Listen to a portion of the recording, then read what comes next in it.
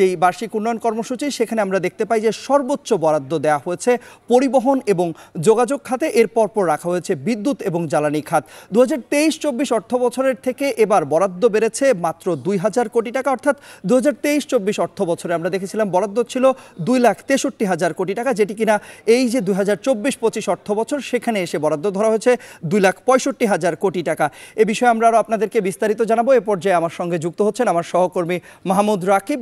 রাকিব, আপনাকে স্বাগত জানাচ্ছি বাজেট 2024-25-এর আলোচনায়। আপনাকে ধন্যবাদ তন্ময়। আপনি যেটি বলছিলেন যে এবারের যে এডিপি মোট রাখা হচ্ছে 2,65,000 টাকা, একদমই সঠিক। গত অর্থ বছরের চেয়ে 2,000 কোটি টাকা কম। যদি একটু আপনাকে আমি বলে দিই যে এই যে মোট যে বাজেট আকার ধারণ করা হয়, এর মূল যে ফোকাস বা মূল সবার কিন্তু লক্ষ্য থাকে যে এডিপি বা বার্ষিক উন্নয়ন বাজেট কত রাখা হয়। কারণ একটি দেশের উন্নয়ন আগামী এই এক অর্থ বছরে কোন কোন খাতে উন্নয়ন হবে, রাস্তাঘাট, সড়ক বা অন্যান্য যা যা এসব বিষয়গুলো কিন্তু মূলত এই উন্নয়ন বাজেটকে ঘিরেই হয়ে থাকে। তার মানে তো আমি যদি আপনি একটু বলে দিই যে মোট যে মূল 10টি খাত বলা হয় এডিপির বার্ষিক উন্নয়ন বাজেটের, একদম সবচেয়ে যেটি গুরুত্ব দেওয়া হয়েছে বা স্বাধীনতার পর প্রত্যেক বাজেটেই এডিপিতে সবচেয়ে যেটি গুরুত্ব দেওয়া হয় এটি হলো পরিবহন ও যোগাযোগ খাত। এবারও কিন্তু পরিবহন ও যোগাযোগ খাতকে সবচেয়ে গুরুত্ব দেওয়া হয়েছে। আপনি দেখছেন মোট 70,687 কোটি টাকা এবার পরিবহন ও যোগাযোগ খাতে বরাদ্দ রাখা হয়েছে। মোট যে মোট এডিপি যদি আমি শতাংশ হিসেব বলি, এটি হলো 26.67%। এবং এই পরিবহন ও যোগাযোগ খাতে কিন্তু সড়ক, মহাসড়ক রয়েছে, নৌ পরিবহন রয়েছে, রেল খাত রয়েছে, আকাশপথ রয়েছে, ডাক ও টেলিযোগাযোগ রয়েছে। এবং এই যে পরিবহন ও যোগাযোগ খাতের মধ্যে যদি একটু আলাদা করে বলি, প্রত্যেকবারই আমরা আবার দেখি যে 50 থেকে 55% বরাদ্দ রাখা হয় সড়ক ও মহাসড়ক এবং সেতু বিভাগে, আর বাকি যে 40-45% থাকে সেটি মূলত আপনার রেল, নৌ, আকাশপথ ও ডাক ও টেলিযোগাযোগ খাতে রাখা হচ্ছে। এবারও কিন্তু তেমনটি রাখা হচ্ছে, সম্ভাব্য যে আমরা জানতে পেরেছি মূল বাজেট যেটি হচ্ছে। এরপরে যেটি গুরুত্ব দেওয়া হচ্ছে এটি হলো বিদ্যুৎ ও জ্বালানি। এবার এডিপিতে বিদ্যুৎ ও জ্বালানি খাতে মোট বরাদ্দ রাখা হয়েছে 40,751 কোটি টাকা। এটিও কিন্তু বলা হচ্ছে মোট যে এডিপি তার প্রায় 15.38%। অর্থাৎ যদি আমরা বলি পরিবহন ও যোগাযোগ খাতের চেয়ে প্রায় 10 থেকে 11% কম রাখা হয়েছে বিদ্যুৎ ও জ্বালানি খাতে।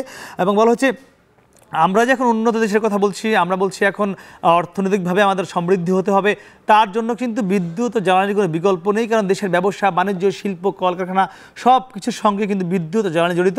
এই কারণে কিন্তু এবার এটিকে দ্বিতীয় সর্বোচ্চ গুরুত্ব দেওয়া হয়েছে এডিপিতে। তৃতীয় রয়েছে শিক্ষা। বলা হয়েছে যে শিক্ষা জাতির মেরুদণ্ড, তো সেই শিক্ষাকে গুরুত্ব দিয়ে এবারও তৃতীয় রাখা হয়েছে। এবং শিক্ষা খাতে এডিপির মোট বরাদ্দ রাখা হয়েছে 31,528 কোটি টাকা। মোট যে এডিপি তার শিক্ষা খাতে রাখা হয়েছে 11.90%। তন্ময়, আপনি জানেন যে বাংলাদেশ কিন্তু এখন প্রধানমন্ত্রী বারবার বলছেন যে ডিজিটাল বাংলাদেশ থেকে আমরা এখন স্মার্ট বাংলাদেশের দিকে যেতে যাচ্ছি। তো সেই স্মার্ট হতে হলে সবার আগে কিন্তু শিক্ষা দরকার, দেশের সাক্ষরতা বাড়ানো দরকার, দেশের শিক্ষিত মানুষের সংখ্যা বাড়ানো দরকার। সে কারণে সরকার এবার তৃতীয় সর্বোচ্চ গুরুত্ব দিয়েছে শিক্ষাকে।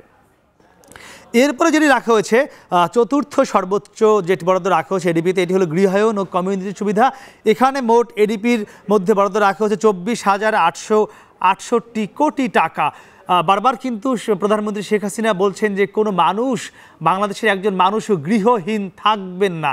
তো সেই গৃহহীন না থাকার যে কথা বারবার বলা হচ্ছে সেটিকে কেন্দ্র করেই এবার গৃহায়ন ও কমিউনিটি সুবিধার মধ্যে রাখা হয়েছে এই প্রায় 25,000 কোটি টাকা। এবং এটি যে মোট এডিপি, সেই এডিপির প্রায় 9.38%। এটি কিন্তু কোনো অংশেই কম নয়, কারণ প্রায় 10%। অথবা তো দেখা যাক সেটি কতটুকু বাস্তবায়ন হয়। এরপরে যেটি রয়েছে স্বাস্থ্য। একজন মানুষের যে আমরা বলি 5টি মৌলিক আমাদের চাহিদা রয়েছে, তার মধ্যে অন্যতম কিন্তু স্বাস্থ্য। তো সেই স্বাস্থ্য খাতকে এবারে গুরুত্ব দিয়ে রাখা হয়েছে, সর্বোচ্চ 5ম গুরুত্ব দেওয়া হয়েছে এডিপিতে। এবং এখানে মোট এডিপির 20,682 কোটি টাকা আপনি দেখছেন যে রাখা হয়েছে বরাদ্দ। এবং আপনি জানেন যে কদিন আগেই বাংলাদেশের বেশ কিছু মহামারী ছিল, বৈশ্বিক মহামারী ছিল করোনা। আমাদের প্রতিনিয়ত আমরা একটি মহামারীর সঙ্গে যুদ্ধ করছি, যেটি ডেঙ্গু। তো এগুলো মোকাবেলা করবার জন্য কিন্তু অনেক অর্থ প্রয়োজন, এবং সেই বাজেটটি এ কারণে এবারও 5ম সর্বোচ্চ দেওয়া হয়েছে স্বাস্থ্যকে। এরপরে দেওয়া হয়েছে স্থানীয় সরকার ও পল্লী উন্নয়ন। এটি মোট যে এডিপির, সেই এডিপির 17,986 কোটি টাকা বরাদ্দ রাখা হয়েছে এডিপির। এবং এটিও কিন্তু একটা উন্নয়ন বাজেট বলা হয় তন্ময়, যেটি আমরা বলছিলাম যে পরিবহন ও যোগাযোগ খাত যেমন পুরোটাই উন্নয়ন, স্থানীয় সরকারও কিন্তু অনেকটাই উন্নয়ন, কারণ গ্রামগঞ্জ বা একদম মফস্বল বা ইউনিয়ন বা একদম বলা হচ্ছে যেটি সিটি কর্পোরেশন, যেটি গ্রামের সিটি কর্পোরেশন, এই সব উন্নয়ন কিন্তু স্থানীয় সরকারের মাধ্যমে হয়ে থাকে। তো এটি কিন্তু প্রত্যেক বাড়ি আমরা দেখি অনেক গুরুত্ব দেওয়া হয়। সেখানে এবার 6 নম্বর সর্বোচ্চ গুরুত্ব দেওয়া হচ্ছে, প্রায় 18,000 কোটি টাকা রাখা হয়েছে স্থানীয় সরকারে। সপ্তম যেটি গুরুত্ব দেওয়া হচ্ছে কৃষি, এটি কিন্তু সরকার প্রধান বারবার বলছেন কৃষি কৃষি কৃষি, এবং তিনি বারবার বলছেন যে 1 ইঞ্চি জমিও যাতে অনাবাদি না থাকে। তো সেটিকে বিবেচনায় রেখে এবার এডিপিতে কৃষিতে বরাদ্দ রাখা হয়েছে 13,219 কোটি টাকা, যেটি মোট বাজেটের প্রায় 4.99%। এবং বলা হচ্ছে যে কৃষি যদি আমরা উন্নয়ন করতে না পারি, আমরা গ্রামের বা একদম প্রান্তিক পর্যায়ে কৃষকদের যদি অর্থনৈতিকভাবে স্বাবলম্বী করতে না পারি, তাহলে কিন্তু এই দেশ আমরা যে আর্থিকভাবে স্বাবলম্বীর কথা বলছি, উন্নত দেশের স্বপ্ন দেখছি, স্মার্ট বাংলাদেশের স্বপ্ন দেখছি, সেটির পিছনে কিন্তু এই মানুষগুলোকেও অনেক বেশি এগিয়ে নিতে হবে, তাদের আর্থিকভাবে সচ্ছল করতে হবে। সে কারণে কৃষিকে এবার গুরুত্ব দেওয়া হচ্ছে।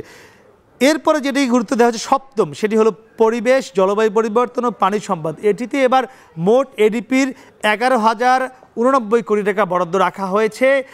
তন্ময়, আমরা যদি একটু বলি, আপনি জানেন যে পুরো বিশ্ব কিন্তু টালমাটাল এখন এই জলবায়ু পরিবর্তনের কারণে। বলা হচ্ছে যে বিশ্ব টিকে থাকবে কিনা নাকি ধ্বংস হয়ে যাবে, তা কিন্তু নির্ভর করছে এই জলবায়ু পরিবর্তনের কারণে। এবং আপনি জানেন যে জলবায়ু পরিবর্তনে যে ক্ষতিগ্রস্ত দেশগুলো রয়েছে, এর মধ্যে সবচেয়ে বেশি ঝুঁকিতে যতগুলো দেশ, এর মধ্যে বাংলাদেশে রয়েছে, বিশেষ করে উপকূলীয় অঞ্চল। কদিন আগেই কিন্তু আমরা দেখলাম বাংলাদেশের উপর দিয়ে একটি ভয়াবহ ঘূর্ণিঝড় রিমেল চলে গেল, এবং সেখানে কিন্তু বলা হয়েছে কয়েক হাজার কোটি টাকা ক্ষতি হয়েছে। তো এই ক্ষতি মোকাবেলায় কিন্তু এই পরিবেশ ও জলবায়ু পরিবর্তনের বাজেটটি প্রয়োজন। এরপরে রয়েছে শিল্প ও অর্থনৈতিক সেবা, এই খাতে এডিপির 6,492 কোটি টাকা বরাদ্দ রাখা হয়েছে। এটি মোট যে এডিপি তার প্রায় 3.5%, না তন্ময় দুঃখিত, 3.5 নয়, এটি 2.45% মোট এডিপির বরাদ্দ রাখা হয়েছে। এটি কিন্তু বারবার আমি যে বিষয়ে বলছিলাম শুরুতেই, যে শিল্পায়ন, এখন কিন্তু আমাদের পরিবহন ও যোগাযোগ ক্ষেত্রে অনেক বরাদ্দ বেড়েছে, স্থানীয় সরকারে বেড়েছে। এটি হবার কারণে পুরো দেশ জুড়ে রাস্তাঘাট, সেতু, কালভার্ট হচ্ছে। তো এই সেতু কালভার্টকে ঘিরেই কিন্তু অনেক শিল্পায়ন হতে হবে, তাহলেই কিন্তু আমরা আর্থিকভাবে এগিয়ে যাব। আমরা যে উন্নত বাংলাদেশের কথা বলছি বারবার, সেই উন্নত বাংলাদেশে দিয়ে এগিয়ে যাব, এবং সেই খাতে এবার বরাদ্দ রাখা হচ্ছে প্রায় 6,500 কোটি টাকা। এরপরে এডিপিতে যেটি বরাদ্দ রাখা হয়েছে সেটি হলো বিজ্ঞান ও তথ্য প্রযুক্তি। আমরা একদম যদি আবার সেই কথাটিতে ফিরে যাই তন্ময়, যে স্মার্ট বাংলাদেশ যেটি আমরা 2050 সালের মধ্যে করতে চাই, 2050 সালের মধ্যে আমরা একটি উন্নত বাংলাদেশ করতে চাই। তো সেটি করতে হলে কিন্তু যেটি সবচেয়ে আগে প্রয়োজন, স্মার্ট বাংলাদেশ করতে হলে বিজ্ঞান এবং তথ্য প্রযুক্তিতে বাংলাদেশের প্রত্যেকটি নাগরিকের অনেক বেশি জানতে হবে, শিখতে হবে, অভিজ্ঞ হতে হবে। সেই খাতে এবার বরাদ্দ রাখা হয়েছে 4,786 কোটি টাকা, যেটি মোট এডিপির 1.25%। এবং আমরা যদি আপনাকে বলে রাখি, এই তথ্য প্রযুক্তি খাতে এই যে বরাদ্দ রাখা হয়েছে প্রায় 5.5 কোটি টাকা, 5.5 কোটি টাকা, এটি যদি সঠিকভাবে ব্যবহার করা যায় তাহলে কিন্তু স্মার্ট বাংলাদেশের দিকে আমরা এগোতে পারবো।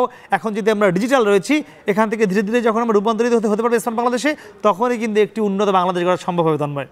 এবং আপনার মাধ্যমে আসলে এডিপির যে বরাদ্দগুলো রয়েছে রাকিব, আমরা সেই বরাদ্দগুলো সম্পর্কে জানছিলাম এবং খাতভিত্তিক বরাদ্দের পুরো চিত্রটা আমরা জানছিলাম, অর্থাৎ এটি মূলত সম্ভাব্য যেই চিত্র আমরা সেটিকে বলতে পারি। অসংখ্য ধন্যবাদ রাকিব আমাদের সঙ্গে যুক্ত হওয়ার জন্য। নিশ্চয়ই পরবর্তীতে আমরা আবারও আপনার সঙ্গে যুক্ত হব অন্য কোনো বিষয় নিয়ে।